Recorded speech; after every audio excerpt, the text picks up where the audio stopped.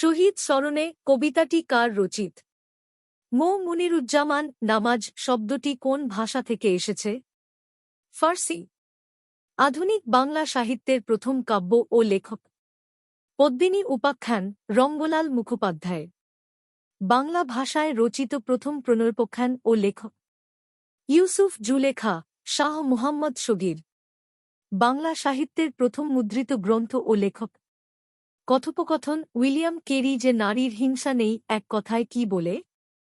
অনশোয়া। প্রত্যক্ষ কোনো বস্তুর সাথে পরোক্ষ কোনো বস্তুর তুলনা করলে প্রত্যক্ষ বস্তুটিকে বলা হয় উপমেয়। দুধের মাছি বাগধারাটির সঠিক অর্থ সুসময়ের বন্ধু বিসর্জন কার রচনা? ঋবন্দ্রনাথ ঠাকুর।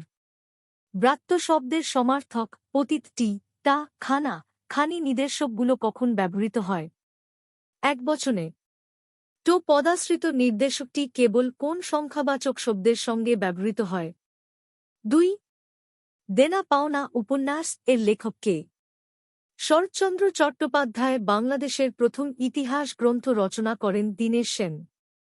ডাকাবুকো বাগধারাটির অর্থ নির্ভীক নিচের কোনটি ধ্বনি ততের আলোচনা? সন্ধি। প্রথম মহাকাব্য লিখেন কে?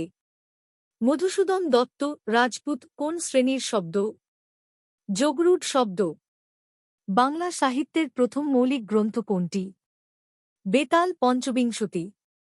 কুচবনের কালাচাঁদ বাগধারাটির অর্থ গোবরে পদ্মফুল সারাংশ বা সারমর্ম লেখার উদ্দেশ্য কি?